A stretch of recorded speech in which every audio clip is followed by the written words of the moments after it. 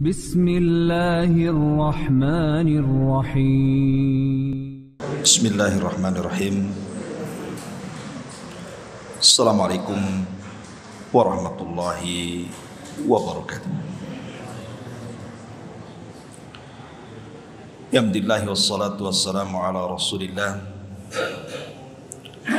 wa ala alihi wa sahbihi wa mawalah wa la hawla wa la quwata illa billahi wa ba'du.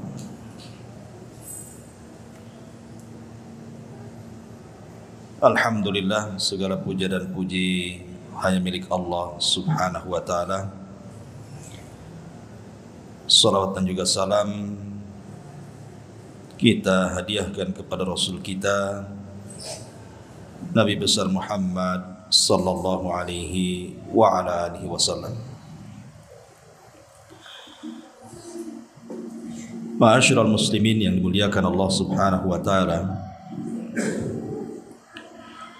biasa kita mengkaji tafsir. Malam ini tema yang akan kita sampaikan masih tematik, dan kita akan membahas tentang 10 amalan yang bermanfaat untuk orang yang sudah meninggal.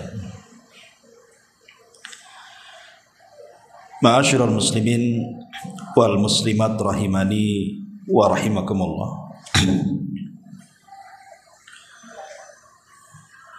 Kita tahu bahwa kita hidup di dunia ini ada batas ajalnya.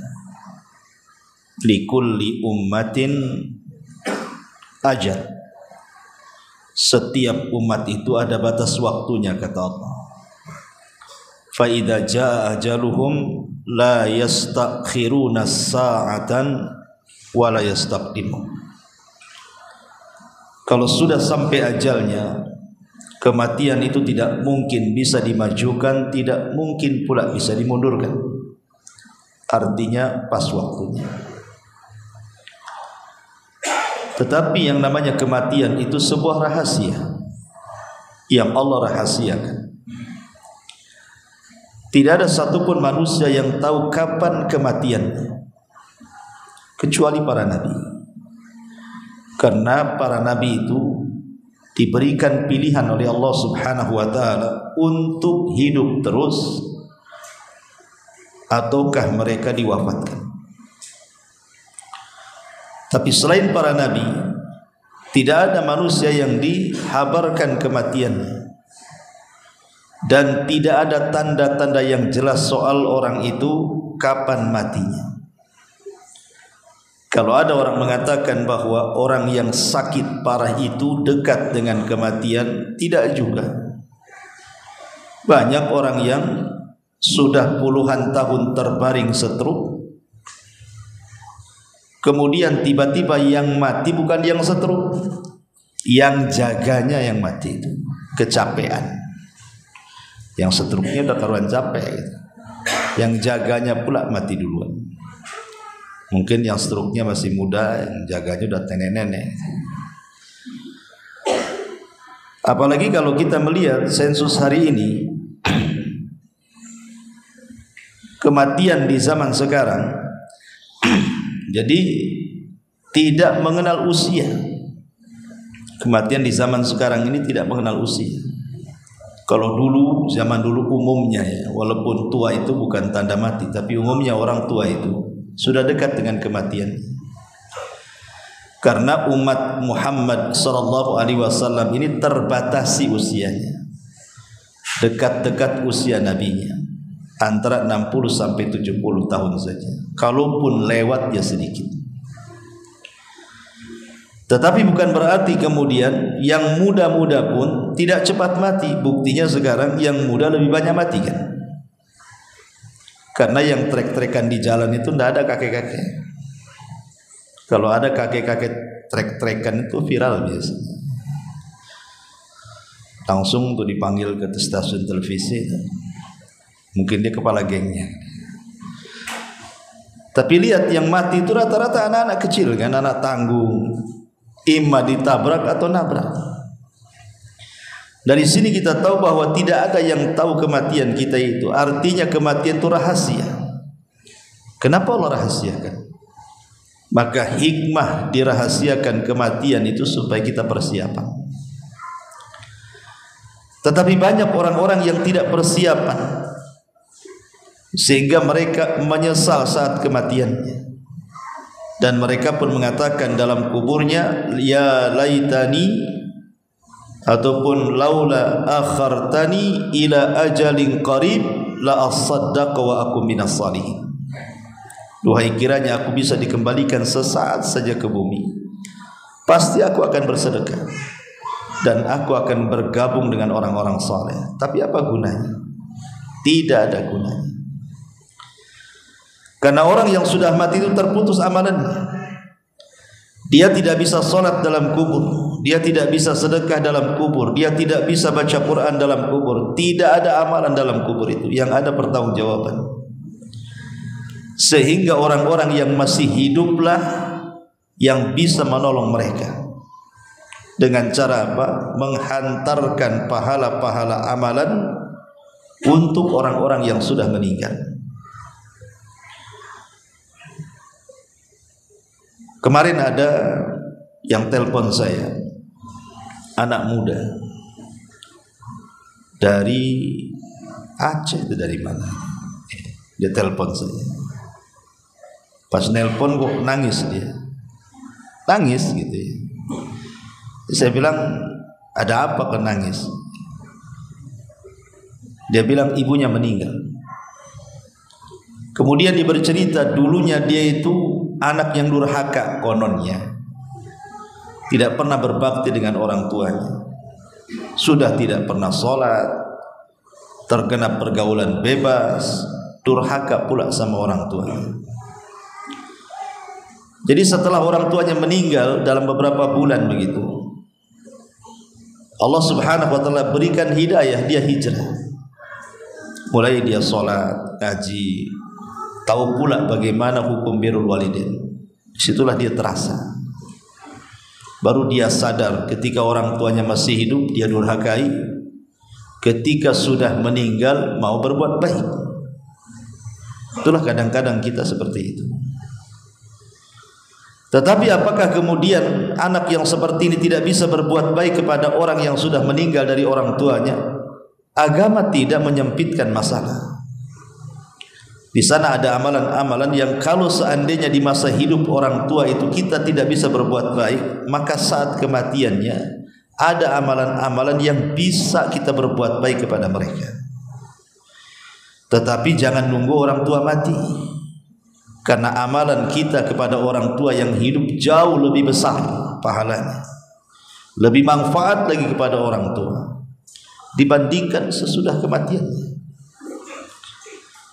Ma'asyiral muslimin yang dimuliakan Allah Azza wa Jalla, tidak banyak mukaddimah. Yang pertama, amalan yang bermanfaat untuk orang mati adalah ad-du'a wal istighfar. Berdoa dan mintakan ampun akan dosa-dosa orang-orang yang sudah meninggalkan kita. Dan itu disyaratkan di dalam Al-Qur'anul Karim, di mana Allah Subhanahu wa taala mengatakan walladzina ja'u min ba'dihim yaquluna rabbana ighfir lana wa li ikhwanina alladzina sabaquna bil iman wa la taj'al fi qulubina ghillan lil ladzina amanu rabbana innaka ra'ufur rahim. Dan orang-orang yang datang setelah mereka berkata, ya Rabb kami, ampunilah dosa-dosa kami dan dosa saudara-saudara kami yang telah mendahului kami dari keimanan. Kalimat ini menunjukkan apa? Ada anjuran kita mendoakan saudara-saudara kita yang sudah dahulu meninggalkan kita. Makanya kalau antum ziarah kubur, antum ziarah kubur enggak yakin antum. Antum kalau ke kuburan tuh kalau ada orang mati aja. Kalau sengaja ziarah kubur itu nggak yakin buka-buka tuh. Nabi SAW itu ziarah kubur malam-malam, ikhwan. Ya, Aisyah radhiyallahu anha pernah bercerita Ketika di malam hari Rasul hilang di samping dia, dicari-cari rupanya ada di Baqi', sedang mendoakan orang-orang Baqi'. Antum kayak Nabi, malam-malam ketemu yang jangan bawa kawan, sendiri aja. Nanti antum lihat bendera partai di situ warna putih berkibar-kibar. Ma'asyiral muslimin yang dimuliakan Allah Azza wa Jalla. Jadi ziarah kubur itu manfaatnya dua. Ziarah kubur itu manfaatnya dua. Manfaat yang pertama kembali kepada kita yang berziarah, dan manfaat yang kedua kembali kepada orang yang ada di kubur itu. Ingat, dari ziarah kubur itu dua manfaat. Manfaat kembali kepada kita yang berziarah, dan juga manfaat kepada orang yang ada di kubur. Adapun manfaat untuk kita, sebagaimana Nabi SAW mengatakan, kuntu nahaitukum an ziyaratil kubur fazuruha fa innaha tudzakirukumul akhirah. Dulu kata Rasul, kularang kalian ziarah kubur, tapi sekarang ziarahlah kalian. Dengan itu kalian akan diingatkan dengan akhirat. Dari sini kita tahu faedah ziarah kubur apa? Untuk mengingat akhirat. Dengan kata lain melembutkan hati. Antum yang keras-keras hati, ziarah kubur. Kemudian yang kedua, manfaat untuk orang mati. Karena di antara yang disyariatkan, yang jelas-jelas disyariatkan ya, ziarah kubur itu dua. Pertama, mengucapkan salam, assalamualaikum ya ahlal kubur. Kemudian yang kedua, doa. Salam sendiri sebenarnya terkandung doa juga, karena ketika kita mengatakan assalamualaikum ya ahlal kubur, seolah-olah kita katakan semoga Allah menyelamatkan kalian dari hal-hal yang menakutkan untuk kalian, atau hal-hal yang membuat kalian terkena masalah dalam kuburan. Kemudian yang kedua, doa. Doa yang kita panjatkan kepada seluruh penghuni kubur yang sudah mendahului kita dengan keimanan mereka meninggal. Doa secara umum ataupun doa secara khusus. Namanya kita menziarahi orang tua kita. Kita doa khusus kepada orang tua, dan doa umum kepada orang yang ada di kubur itu, selama itu kuburan orang Islam. Jadi ini yang pertama. Lalu apa doanya? Doanya satu, mintakan kepada Allah ampunan. Minta kepada Allah supaya orang yang ada di kubur itu diampuni dosa-dosanya. Dan yang kedua, minta kepada Allah agar mereka ditetapkan dari jawaban. Agar mereka ditetapkan dari jawaban setiap pertanyaan yang ditanyakan kepada mereka. Itulah yang disyariatkan di dalam hadis-hadis Nabi sallallahu alaihi wa ala alihi wasallam. Ini yang pertama. Singkat saja, nanti waktu habis ini pula tak habis. Yang kedua, ada tambahan. Tentu doa di sini maksudnya ikhwatul fillah muliakan Allah Subhanahu wa taala, bukan berarti kemudian harus datang ke kuburan, tidak. Antum bisa berdoa di mana saja. Bisa berdoa di rumah, bisa berdoa di masjid, dan yang lebih tepat lagi kalau ingin betul-betul gitu ya, kita ijtihad betul-betul dalam berdoa khususnya untuk orang tua, maka ambil waktu-waktu mustajab. Ambil waktu-waktu mustajab. Seperti kalau bulan Ramadan di malam Lailatul Qadar, kemudian juga di sepertiga malam akhir, kemudian di solat dalam sujud ketika solat gitu ya, kemudian juga di antara dua azan, antara azan dan qomat, atau ketika hujan, atau ketika di hari Jumat pada asar ke maghrib, atau di antara dua khutbah. Itu kan waktu-waktu mustajab, supaya lebih mantap lagi doanya, maksudnya begitu. Ma'asyiral muslimin yang muliakan Allah Azza wa Jalla. Yang kedua, as-sadaqah. Ini amalan yang istimewa setelah doa. Ingat, doa dan sedekah tidak ada khilaf ulama. Tidak ada khilaf ulama. Semua ulama sepakat. Kalau antum berdoa kepada orang yang mati atau bersedekah untuk orang yang mati, sepakat ulama, tidak ada khilaf. Itulah amalan paling afdal untuk orang mati. Karena ulama membagi, ada namanya amal yang sifatnya maliyah, ada amal yang sifatnya badaniyah. Ada amal itu yang dilakukan dengan harta seperti sedekah. Ada amal itu yang dilakukan dengan badan seperti sholat, puasa, haji, baca Quran, itu amalan badan. Ya. Amalan harta tidak ada khilaf ulama. Kalau kita kemudian menggunakan harta kita disedekahkan untuk pembangunan masjid, untuk pembangunan rumah-rumah tahfidz Al-Quran, pondok-pondok pesantren, anak-anak yatim, fuqara wal masakin, maka tidak ada khilaf ulama, ini sedekah yang seperti ini dipastikan sampai kepada si mayat, karena ini ibadah harta masalah. Yang jadi khilaf para ulama itu selain kedua ini, selain ibadah harta, maksudnya selain doa dan sedekah, itu menjadi perselisihan ulama, apakah sampai atau tidak sampai, gitu maksudnya. Walaupun jumhurul ulama, mayoritas para ulama mengatakan sampai, tapi ada sebagian ulama mengatakan tidak sampai. Berarti kalau kita ingin menghadiahkan pahala kepada kedua orang tua kita yang sudah meninggal, yang pasti-pasti saja adalah doa dan sedekah. Itu sudah pasti. Ma'asyiral muslimin yang dimuliakan Allah Subhanahu wa taala. Adapun dalil sedekah ini riwayat Ahmad dan Muslim dari hadis Abi Hurairah radhiyallahu anhu. Anna rajulan qala lin Nabi sallallahu alaihi wasallam, "Inna abi mata wa taraka malan wa lam yusib." Wahai Abu Hurairah mengatakan, seorang laki-laki berkata kepada Nabi sallallahu alaihi wasallam, "Ya Rasul, bapakku meninggal dan meninggalkan harta, dan dia tidak berwasiat." Dia tidak berwasiat.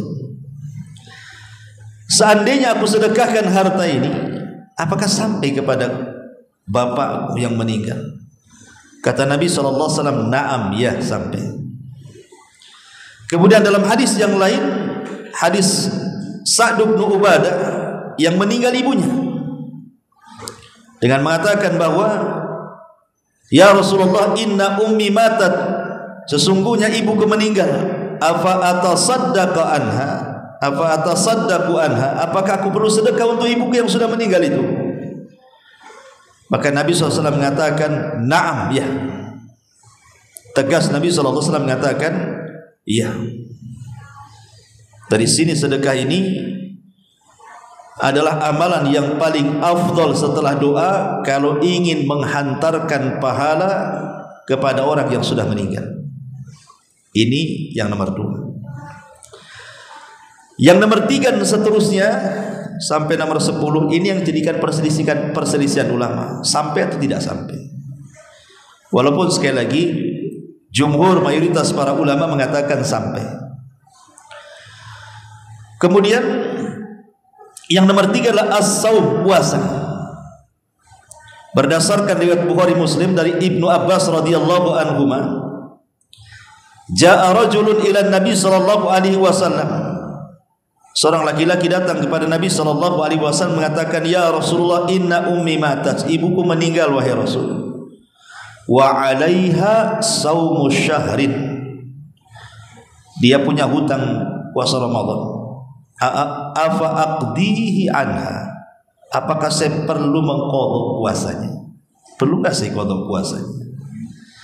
Maksudnya apakah sampai kalau saya qadha puasa ibuku tuh yang meninggal tuh? Maka kata Nabi SAW, "Lau kana ala ummuka dainun akunta qadhihi anha." Sekarang saya tanya, kata Rasul, seandainya orang tua mempunyai hutang di dunia ini, apakah akan bayar hutang itu? Dia mengatakan, "Ya." Fadainullah ahaqqu an yuqda, tentu hutang kepada Allah lebih berhak dibayar Kalau hutang kepada manusia saja ibumu punya hutang kau bayar, kalau dia punya hutang kepada Allah puasa Ramadan berarti lebih dibayar lagi, gitu maksudnya. Masyaallah muslimin yang dimuliakan Allah Azza wa Jalla. Tetapi ada beberapa keterangan para ulama ketika para ulama membahas tentang hadis Nabi sallallahu alaihi wasallam, di mana Nabi SAW mengatakan, man mata wa alaihi siyam sama anhu waliyuhu. Barang siapa yang mati dan dia punya hutang puasa, maka wali yang mempuasakannya, ahli waris yang mempuasakannya. Apakah yang dimaksud orang yang mati kemudian berpuasa ini? Maksudnya puasa nazar. Karena ada sebagian ulama mengatakan yang dimaksud puasa nazar, Ramadan tidak masuk. Tetapi ulama yang lain mengatakan tidak, hadis ini umum. Berarti puasa apapun, apakah puasa Ramadan, apakah puasa kafarah, apakah puasa nazar, berarti masuk dalam hadis Nabi sallallahu alaihi wasallam, man mata wa alaihi siyam sama anhu waliyuhu, kecuali puasa sunnah. Kalau puasa sunnah ya tidak perlu diqadha. Pamannya ibunya tidak pernah Senin Kemis, antum buatkan Senin Kemis. Nah, berapa tahun kan puasa sunnah? Ini kan puasa wajib maksudnya. Bukan bicara puasa sunnah tidak ada ya. Dan itu yang rajih wallahu a'lam. Cuman para ulama mengatakan dilihat kalau seandainya orang tuanya sebelum meninggal itu memang orang tuanya sudah sakit parah dan tidak diharapkan kesembuhannya, atau ketika dia meninggal dia dalam kondisi safar, kemudian sakit parah, kemudian meninggal, ataupun dia sudah tua kan, sudah tua banget gitu ya, kemudian sakit kemudian meninggal. Maka yang seperti ini kalau seandainya dia tidak puasa Ramadan, bukan diganti dengan puasa, tapi diganti dengan fidyah. Ingat ya, diganti dengan fidyah. Karena di masa dia hidup saja dia tidak sanggup puasa. Di masa hidup dia tidak sanggup puasa. Orang yang kata dokter diponis kamu sakit dan tidak mungkin sembuh, maka orang begini tidak perlu puasa, jelas tidak akan sanggup bayar fidyah. Atau sudah tua renta sekali, dia tidak sanggup, tidak punya kesanggupan untuk berpuasa, kemudian sakit meninggal, maka orang yang sudah tua renta tidak sanggup puasa bayar fidyah. Artinya ketika di dunia dia mengharuskan bayar fidyah dan tidak mengharuskan puasa, maka ketika meninggal juga sama. Berarti walinya cukup bayarkan fidyah saja. Tapi kalau meninggalnya bukan karena dua perkara tadi, memang ketika meninggal dia sanggup puasa, tiba-tiba kemudian sakit, ya kan, meninggal kan gitu ya. Maka orang ini walinya harus mempuasakan. Dan kalau punya anak pamannya 30 anak, banyak kali Ustaz, mungkin istrinya 4 kan itu. Ya tinggal dibagi aja satu-satu kan, selesai 30 hari itu. Bagi 30 kan, 30 anak. Kamu sehari kan, selesai. Itu enaknya kalau banyak anak tuh. Kalau satu anaknya stres itu sebulan lah anaknya. Dia harus puasa untuk bapaknya kan itu. Masyaallah muslimin yang dimuliakan Allah Azza wa Jalla. Taib ini bicara soal puasa. Kemudian yang nomor 4. Yang nomor 4 haji. Al-Imam Al-Bukhari meriwayatkan sebuah hadis dari Ibnu Abbas radhiyallahu anhuma. Anna imra'atan min Juhainata ja'at ila Nabi sallallahu alaihi wasallam faqalat inna ummi nadharat an tahujja falam tahujj hatta matat afa hujju anha.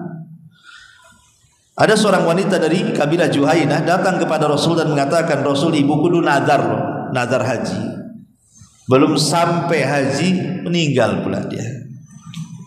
Apakah saya boleh menghajikan ibuku? Boleh enggak saya menghajikan ibuku?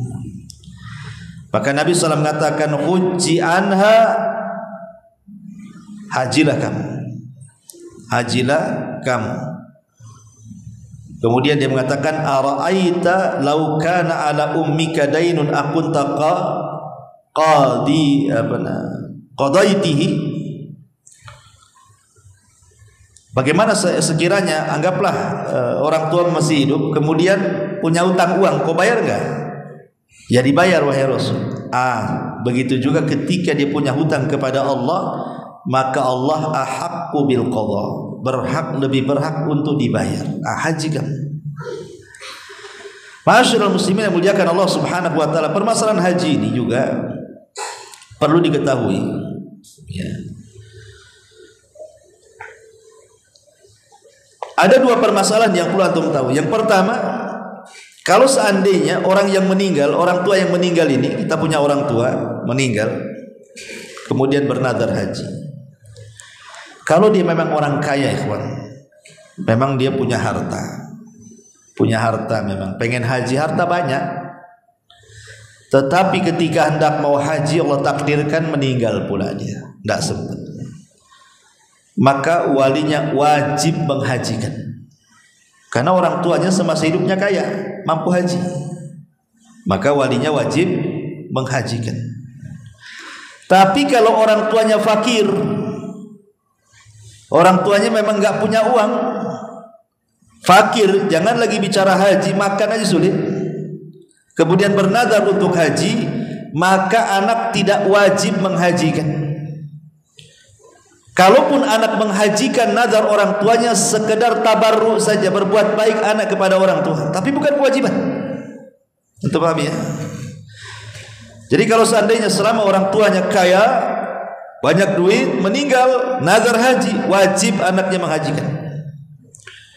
Itu pun syaratnya dia harus haji dulu, baru kemudian menghajikan orang tuanya.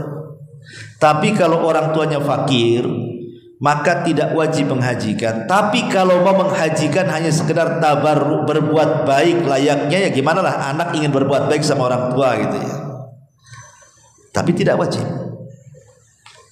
Ma'asyiral muslimin yang dimuliakan Allah Azza wa Jalla, ini ibadah haji berarti sudah berapa itu? Udah 5, sekarang 6 ya. 5 sekarang ya. Antum nyatatnya gimana? 10 ya. Taib. Kemudian yang nomor 5 sekarang, qadha'u nadrihi. Orang tua bernadar tapi bukan haji, nadar yang lain. Kan nadar itu macam-macam ya, nadar itu kan macam-macam.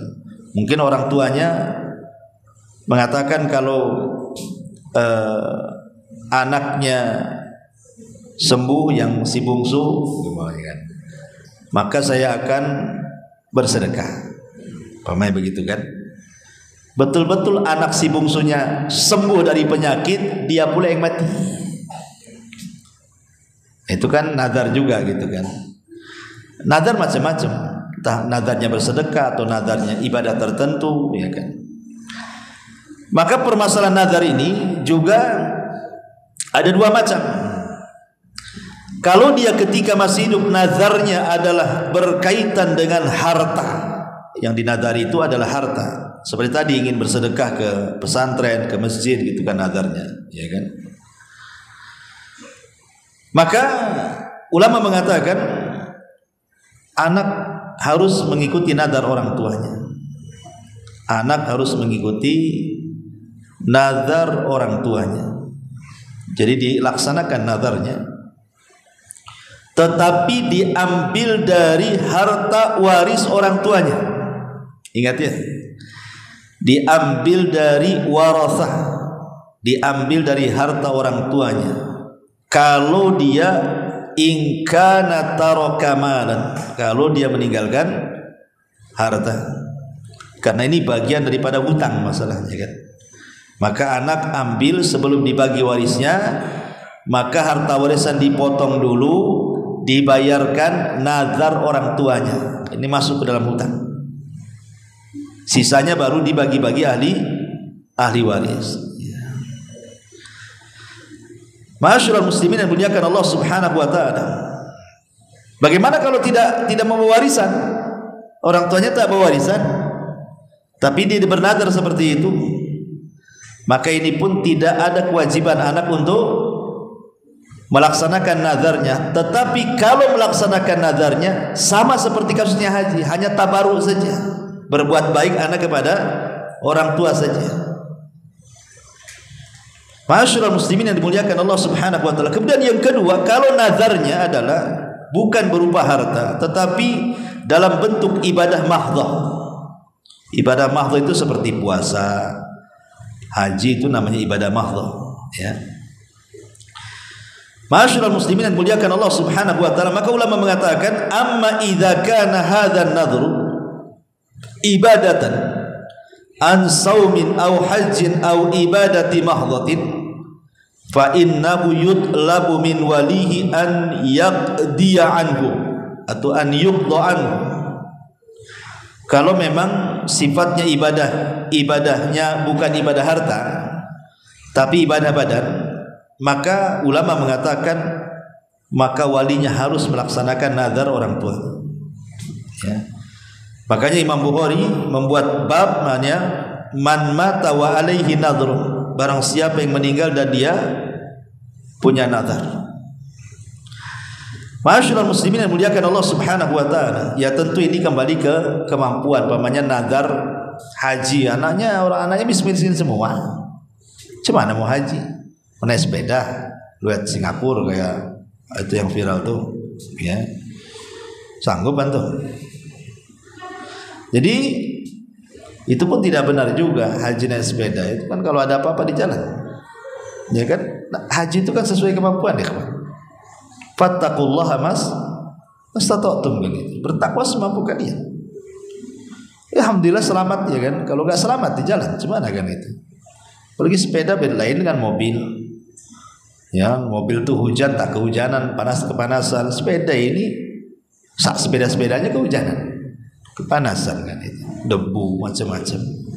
Ya kita hargailah orang-orang yang besar, tapi nggak perlu antum tiru lah. Jangan ke Mekah, antum ke Jabal Uhud aja ngos-ngosannya sepeda. Ketiban dari sini aja ngos-ngosan. Kemudian yang keenam, kurban. Kurban sering saya jelaskan.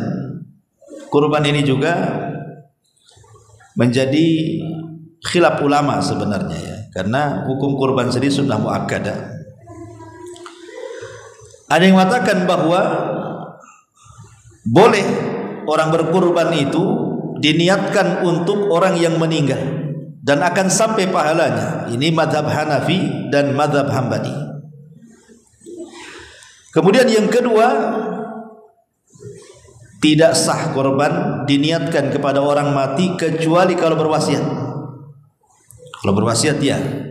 Tapi kalau tidak berwasiat, antum beli kambing main gorok kemudian kita hadiahkan orang tuanya kepada orang mati, tidak akan sampai. Kata pendapat yang kedua. Karena dikatakan Imam Nawawi sendiri, mazhab Syafi'i mengatakan dalam kitab Al-Minhaj itu, wala tadhiyata anil ghair bi ghairi idni, dan tidak dianggap kurban untuk orang lain tanpa izinnya. Lah dia kan tidak berwasiat, sementara dia sudah meninggal. Macam mana caranya izin sama orang yang sudah meninggal? Datang ke kuburannya, Bu, izin ya, saya mau korban untuk ibu. Kata ibunya, ya, katanya. Gimana? Gak mungkin juga kan itu. Sehingga sebagian ulama pendapat yang kedua, kecuali kalau memang dia berwasiat. Kalau nggak berwasiat, tak perlu, nggak sampai. Kemudian pendapat yang ketiga, makruh hukumnya. Dan ini mazhab Malikiyah. Mazhab Malikiyah mengatakan makruh. Tetapi Allahu a'lam bahwa berkurban itu kita ambil pendapat Imam Ibnu Utsaimin dan yang lainnya sampai pahalanya, tapi dengan cara disyarikatkan. Jadi kurban ini niatkan ini untuk kurban saya, kurban keluarga saya plus orang tua saya yang sudah meninggal. Nah, itulah baru sampai.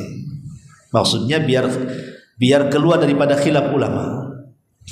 Tapi kita tidak mengingkari ada ulama yang membolehkan mengkhususkan kurban untuk orang mati. Ini masalah masalah fikih kan itu. Wallahu a'lam. Kemudian yang nomor 8. Nomor 7. Biar cepat. Kemudian nomor 7, hutang. Hutang uang maksudnya. Ma'asyiral muslimin yang dimuliakan Allah Azza wa Jalla, Abu Hurairah radhiyallahu anhu meriwayatkan sebuah hadis, nafsul mu'min mu'allaqatun bidainihi hatta yuqda anhu. Jiwa seorang mukmin itu tergadaikan dengan hutangnya sampai dilunasi. Masyaallah muslimin yang muliakan Allah Azza wa Jalla, membayarkan hutang bagi ahli waris itu hal yang sangat dianjurkan. Jadi kalau orang tua kita punya hutang semasa hidupnya, maka ahli waris harus membayarnya. Tapi sekali lagi, di sini orang tua ada dua. Ada orang tua semasa hidupnya dia kaya, sehingga ketika dia meninggal, dia meninggalkan harta banyak. Maka sebelum harta itu menjadi harta waris, sisihkan untuk hutang, bayar kepada hutang orang tuanya. Ini yang pertama. Tapi kalau orang tuanya kere, miskin, meninggal, tiba-tiba kemudian punya hutang banyak, apa yang mau dibayar, warisannya pun tak ada. Terpaksalah akhirnya dari harta anak-anaknya sendiri yang dicari sendiri, itulah yang dibayarkan kan? Kan begitu kan? Tetapi ini tidak wajib. Kalau tidak punya waris tidak wajib. Tapi kalau anak ingin membayarkan hutang orang tuanya dari kekayaannya yang ia cari sendiri, maka itu sifatnya kembali kepada tabarruk. Nah, seperti yang tadi saya jelaskan di awal, sifatnya berbuat baik anak kepada orang tua. Karena ada hadis ini mengatakan, kasihan orang tua saya, gara-gara hutang akhirnya dia hutangnya sampai kuburan kan. Berarti kita kasihan sebagai anak, ingin birrul walidain, maka dibayarkan dengan harta kita untuk hutang orang tuanya. Tapi tidak wajib. Yang wajib itu diambil dari harta waris. Paham sampai di sini? Nah, taib, ya. Ini yang nomor 7. Kemudian yang nomor 8. Ma'asyiral muslimin yang muliakan Allah Subhanahu wa taala. Yang nomor 8 adalah hadis Nabi sallallahu alaihi wasallam, mimma yalhaqul mu'min min amalihi wa hasanatihi ba'da mautihi ilman allamahu wa nasharahu aw waladan salihan tarakahu aw mushafan warathahu aw masjidan banahu aw baitan banahu libni sabil aw nahran ajrahu aw sadaqatan akhrajaha min malihi fi sihhatihi wa hayatihi talhaquhu min ba'di mautihi, yang akan mengantarkan amalan kepada orang yang beriman setelah kematiannya. Pertama, ilmu yang disebar semasa hidupnya. Ilmu yang disebar semasa hidupnya. Yang kedua, anak soleh yang ditinggalkannya. Yang ketiga, mushaf yang diwakafkannya. Yang keempat, masjid yang dibangunnya. Yang kelima, rumah singgah bagi ibnu sabil.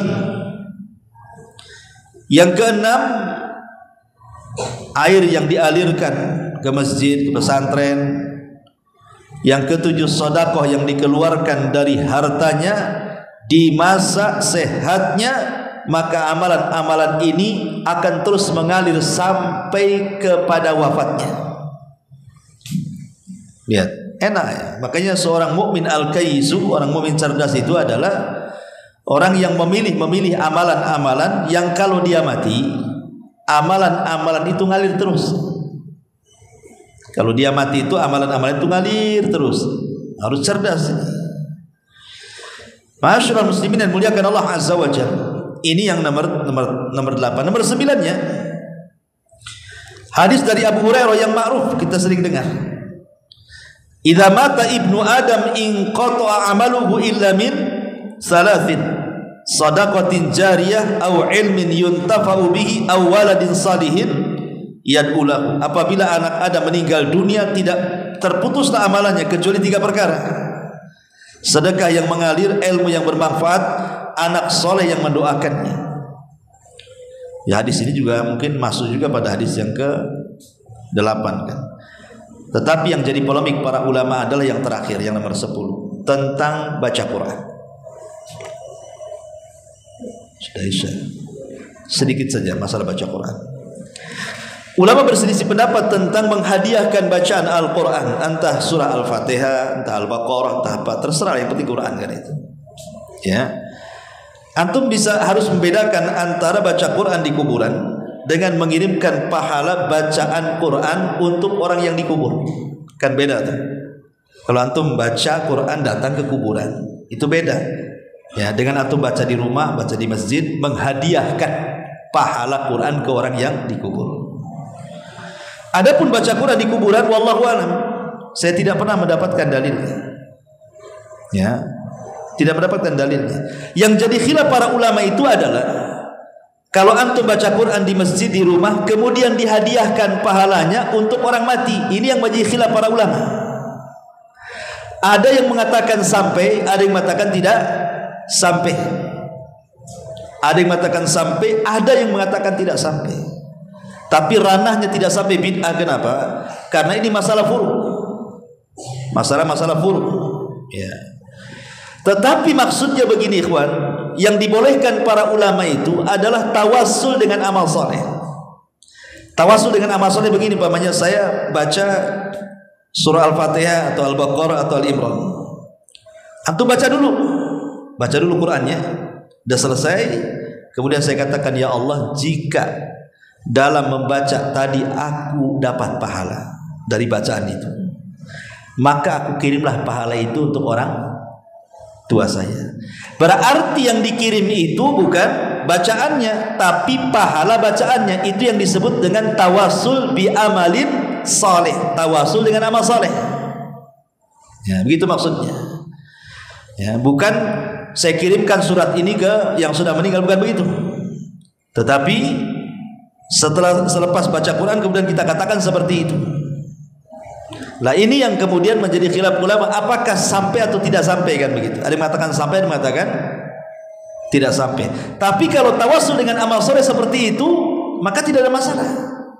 Karena ahli sunnah wal jamaah ketika membagi masalah tawasul, salah satunya adalah tawasul masyru'. Tawasul yang disyariatkan itulah tawasul menggunakan amal soleh, dan membaca Quran bagian daripada amal soleh. Bisa dipahami kan? Ya, malah mau saya bentangkan panjang tapi juga sudah azannya. Subhanaka bihamdika asyhadu an la ilaha illa anta astaghfiruka wa atubu ilaik. Allahu ta'ala. Assalamualaikum warahmatullahi wabarakatuh.